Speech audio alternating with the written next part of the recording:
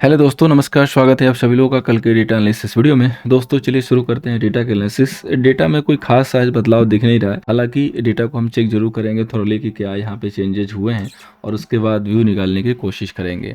तो आइए दोस्तों शुरू करते हैं। फर्स्ट ऑफ ऑल समरी पे हम फोकस करेंगे। तो यहाँ पे देखिए जो हमारा क्लाइंट है दोस्तों, उसने यहाँ पे इंडेक्स फ्यूचर पे जो है छोटी सी क्वांटिटी सेल की है। कॉल पे लॉन्ग किया, पुट पे लॉन्ग किया और स्टॉक फ्यूचर पे शॉर्ट सेल किया। एफआई यहाँ पे फ्यूचर पे लॉन्ग करता हुआ दिख रहा है। कॉल पे सेलिंग है, पुट पे सेलिंग है और स्टॉक फ्यूचर पे लॉन्ग है। प्रो की बात करेंगे तो फ्यूचर पे सेलिंग है, कॉल पे भी सेलिंग है, पुट पे सेलिंग है, स्टॉक फ्यूचर पे लॉन्ग है।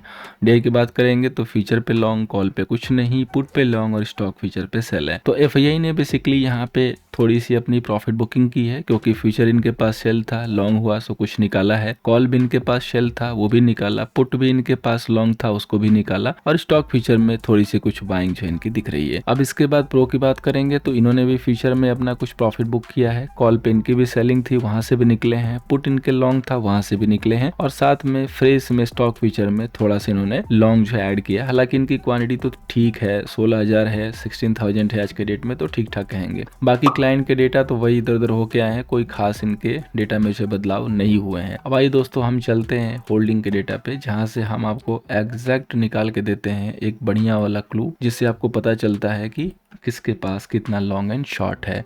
सो सबसे पहले बात करेंगे हम इंडेक्स फीचर की। यहाँ पे देखिए क्लाइंट के पास अब 93,000 लॉन्ग है। सो 1 लाख और 93 में कोई खास डिफरेंस है नहीं। एफआईआई के पास 35,000 शॉर्ट सेल है, कुछ निकाल दिया प्रॉफिट बुकिंग तौर पे। प्रो के पास 17,000 शॉर्ट है, 2,000 ऐड कर दिए। कॉल की बात करेंगे इंडेक्स पे तो क्लाइंट के पास 84,000 अब शॉर्ट है। एफआईआई के पास 278 अब लॉन्ग है। सो 319 और 278 में कोई खास डिफरेंस नहीं है, कोई खास जो है बदलाव हुए नहीं है। प्रो के पास 195 सेलिंग है। सो थोड़े से इन्होंने शॉर्ट जो है और ऐड किए हैं। अब इंडेक्स पुट की बात करेंगे तो क्लाइंट के पास 11 लेके शॉर्ट सेल है, 12 लेके सामने। डीआई के पास ऑलमोस्ट 2 लेके लॉन्ग है। एफआईआई के पास 584 के लॉन्ग है, 651 के सामने। प्रो के पास 321 पुट लॉन्ग है, 385 के सामने। अब बात करते हैं दोस्तों स्टॉक फ्यूचर की। तो क्लाइंट के पास 20 लाख का जो है लॉन्ग है। डीआई के पास 28 लाख का जो है शॉर्ट सेल है। एफआईआई के पास 386 लॉन्ग और प्रोप्राइटर के पास 421 का लॉन्ग है। तो दोस्तों ये डेटा आप देख सकते हैं यहाँ पे किस तरीके से जो है चेंज होके आए हुए दिख रहे हैं, जिसमें आपको दिख रहा है क्लियर कट की खास कोई बदलाव हुआ नहीं है। बट हम इस डेटा को कंसल्टेट जरूर करेंगे, नहीं तो हमें भी डाउट ही रहेगा कि किसके पास कितना लॉन्ग एंड शॉर्ट है। तो आइए बिना देर किए हुए शुरू करते हैं। सबसे पहले हम यहाँ पे बात करेंगे क्लाइंट की। तो इनके पास 93,000 जो है फीचर लॉन्ग है। इसके बाद 84,000 जो है कॉल सेल है और 11,000 का दोस्तों पुट सेल है। तो टोटल इनका M2M हो गया 11 लाख एंड 16,000 का दोस्तों इनके पास लॉन्ग पोजीशन है, जिसमें मेजोरिटी जो है पुट की जो है इनकी ज़्यादा है। अब बात करेंगे हम एफआईआई की। तो एफआईआई के पास देखिए 35,000 का इंडेक्स फ्यूचर शॉर्ट सेल, साथ में 278 का जो है कॉल लॉन्ग है और इसके बाद 584 का जो है इनका पुट भी लॉन्ग है। तो टोटल जो इनका M2M हो जाएगा 3 लाख एंड 40,000 का शॉर्ट सेल। इसके बाद बात करेंगे प्रोप्राइटर की। तो इनके पास देखिए 17,000 का फ्यूचर सेल है। अब इनके पास 195 का जो है कॉल सेल है, साथ में 323 का जो है पुट लॉन्ग है। तो अब इनका जो M2M हो जाता है 5 लाख एंड 36,000 का सेल। तो जो हमारे प्रोप्राइटर हैं इनके पास हो गया 5 लाख का सेल, यानी कि 5 लाख क्वांटिटी। एफआईआई के पास हो गया 3 लाख का सेल और इनके पास हो गया 11 लाख का जो है लॉन्ग। सो टोटल बाजार में देखेंगे डेटा तो नैरो साइड में नहीं है, डेटा मीडियम साइज में है, यानी कि बाजार जो है डेटा को कंसोलिडेट करके चल रहा है। दोनों जो बड़े ट्रेडर हैं वो स्लो एंड स्टडी मोड में सेलिंग की पोजीशन ऊपर से धीरे धीरे पकड़ के चल रहे हैं। और जो पीसीआर का डेटा है वो भी यही दिखा रहा है कि बाजार बहुत आराम से जो है गिरेगा। बहुत बाजार को हड़बड़ तड़बड़ नहीं है, लेकिन क्योंकि 2 दिन कंसल्टेट कर लेते हैं तो तीसरे चौथे दिन एक बड़ी गिरावट बनने के जो है यहाँ पे जो है गुंजाइश हो जाती है। तो हमें एक ही चीज़ करना है, जैसे कि हमने कल भी बात की थी कि न्यूज़ पॉजिटिव था क्योंकि मार्केट जो है एक नेगेटिव न्यूज़ पर रिएक्शन दिया था, उसके बाद बाजार ने गैप अप किया, बट वो गैप अप सस्टेन नहीं हुआ। लेकिन डिप आने के बाद एक मूव मिली, क्योंकि ऑलवेज जो पहला डिप आता है वो बाई के लिए यूज होता है, उसी तरीके से यूज हुआ। अगेन सेकेंड डिप भी आई थी, जिसके हमने आपको जो है लाइव अपडेट दिए थे कि आप उसको यूज कर सकते हैं बाई के लिए, वहां से भी मूव मिला। लेकिन तीसरे बार के बाद जो डिप आया वो उतना ऊपर नहीं गया। तो ये इंडिकेट कर रहा है दोस्तों कि बाजार अपर लेवल पे ट्रैप हो रहा है, बाजार अपर लेवल पे रुक रहा है। अगर किसी रीजन से इमीडिएटली कोई रिकवरी आती भी है तो वो पॉसिबल है कि सस्टेन नहीं करेगी। तो आइए चलते हैं टेक्निकल लेवल पे। रेजिस्टेंस के तौर पे 22,620 का, सपोर्ट के तौर पे 22,275 का, 22,620 का रेजिस्टेंस है दोस्तों, और 22,275 का बहुत ही निर्णायक वाला सपोर्ट है। क्योंकि 22,275 के नीचे क्लोज करने का मतलब है कि आप शॉर्टर टर्म पे जो है एक बेयरिश ट्रेंड में जो है जाएंगे। सेल ऑन राइज का व्यू वैसे कंफर्म है, लेकिन इंट्राडे के लिए है, होल्डिंग के लिए नहीं है कि आप एसटीबीटी करके जाइए, लेकिन इंट्राडे में है कि सेल ऑन राइज करेंगे। कल के लिए मैंने 2 रेखाएं ड्रॉ की थी, अगर आप देखेंगे तो बाजार उन दोनों रेखाओं से ही गिरा है ना, दोनों रेखाओं से। और अगर आपको ये लेवल प्लॉट मिला होगा चार्ट पे तो उम्मीद है कि हेल्प हुई होगी। हेल्प इस तरीके से हुई होगी कि सेल तो नहीं किए होंगे, क्योंकि हमारा जो व्यू था वो बाइंग डिप के लिए बन गया था। तो अब इस लेवल के पास जाके कम से कम बाई तो नहीं करेंगे, क्योंकि पता है कि हमने रेजिस्टेंस के तौर पे फाइंड आउट किया है। बाई तभी करते जब इसके ऊपर सस्टेन होता, और दोनों टाइम हुआ नहीं। सो बाजार वहाँ से जो है नीचे की तरफ फिसला, न बहुत ज़्यादा गिरावट हुई और न बहुत ज़्यादा कोई मोमेंट आया। तो इन रेखाओं को ड्रॉ करने से आपको कुछ हेल्प हुई कि नहीं हुई, इसका कमेंट जरूर बताइएगा। अब आगे चलते हैं नेक्स्ट रेखा के ऊपर। तो सबसे पहले कि ये जो इम्पॉर्टेंट लाइन है जस्ट जो मैं अभी ड्रॉ कर रहा हूँ 22,435 का, ये काफ़ी मैच है। ये कैसे मैच है, क्योंकि ये ट्रेंड को हमारा क्लियर करेगा। आप बार बार यहाँ से जब आ रहे हैं तो आप देख रहे हैं कि हर प्रीवियस हाई को आप क्रॉस नहीं कर रहे हैं। लास्ट में एक शैडो में क्रॉस हुआ है, बट फिर भी आप यहीं पे जाके क्लोज हुए हैं। तो जैसे ही ये लेवल ब्रेक होगा, एक छोटी सी सेलिंग की कंफर्मेशन, जिसके पॉसिबल टारगेट 22,345 से लेके 355 तक हो सकते हैं, यानी कि 80 से 90 पॉइंट का टारगेट।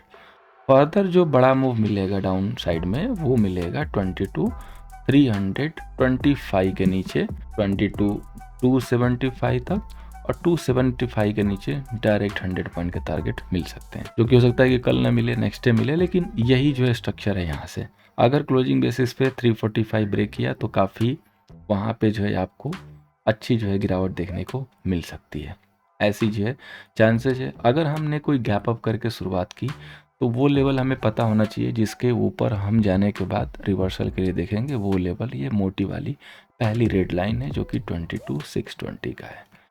अगर इसके ऊपर हम 5 से 10 मिनट नहीं होल्ड करते हैं तो इस जोन में किसी भी गैप अप के ऊपर जाके बाई नहीं करना है। ये दोनों लाइनें जैसे प्लॉट है वैसे प्लॉट रखिएगा।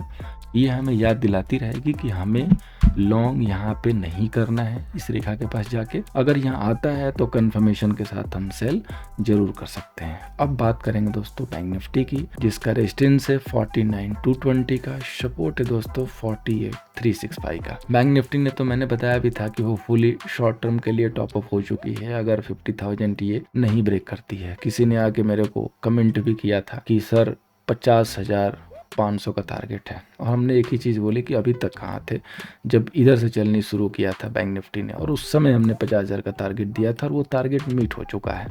तो अब अगर सोचिए कि कोटक बैंक अगर 5% ऊपर रहा और उसके बाद अगर बैंक निफ्टी इस लेवल को नहीं क्रॉस किया, आज इस पहले ही रेजिस्टेंस लाइन को नहीं क्रॉस की, तो फिर अब कैसे हम उम्मीद करें। हालांकि हमारा एक जो बाइंग एरिया था 49,000 से 120 के बीच में था, जिसको किसी ने भी अगर लिया होगा तो जरूर उसको 100-120 पॉइंट मिला होगा, लेकिन व्हाट अबाउट 220 सस्टेन ही नहीं हुआ। तो आपको पता चल गया कि ये रेखा कैसे हेल्प करती है। इसीलिए मैंने उसी दिन बोला था कि आप सब लोग ये रेखा ड्रॉ करके रखिएगा। इसका सीधा सा मतलब है कि ये हमारे लिए रेजिस्टेंस है, और जब तक इसके ऊपर प्रॉपरली होल्ड नहीं करेगा हम यहाँ से बाई नहीं करेंगे। अब उस रेखा को हम नीचे लेके आएंगे, और वो रेखा आ गई है 49,120 के ऊपर। अब यहाँ पे जैसे आपने रेखा एक प्लॉट की हुई थी 49,220 पे, सेम वो जो रेखा है आप यहाँ पे पहुँचा कर रखिए उसको, ठीक है। अब ये आपकी रेखा हो गई, जिसको हम लोग कलर कर देते हैं थोड़ा सा और डार्क, और इसकी ओपेसिटी को यानी कि इसकी डार्कनेस को थोड़ा सा और बड़ा कर देते हैं। तो अब देखिए, अब जो हमारा इम्पॉर्टेंट रेजिस्टेंस हो गया, जिसके ऊपर अगर डे टाइम फ्रेम में यानी कि दिन में इंट्राडे टाइम के लिए अगर बाजार इसके ऊपर 5 से 10 मिनट ट्रेड करने लगेगा, तब हम यहाँ से अपर लेवल पे रिवर्सल को वॉच करेंगे, अदरवाइज नो। और अगर बाजार यहाँ पे 49,875 को ब्रेक करके शुरू कर देता है नीचे ट्रेड करना, तो पहला ट्रेड सिग्नल यहाँ से जनरेट होता है। इसके बाद बड़ा जो सपोर्ट है 48,500, यानी कि इस लेवल के बाद सीधे आपका इमीडिएटली टारगेट ये आएगा अगर गिरावट कंफर्म है तो। और 500 के नीचे क्लोज करने के बाद फर्दर आगे टारगेट एक्सटेंड होंगे। होपफुली कल भी बैंक निफ्टी इसी तरीके से जिगजैग वे में मूव करेगी। अपर लेवल पे हो सकता है कि ये लोग पुट वगैरह एक्युमुलेट कर लेंगे। पॉसिबल है कि कल एक ग्रीन कैंडल की क्लोजिंग करा के और एक्सपायरी के दिन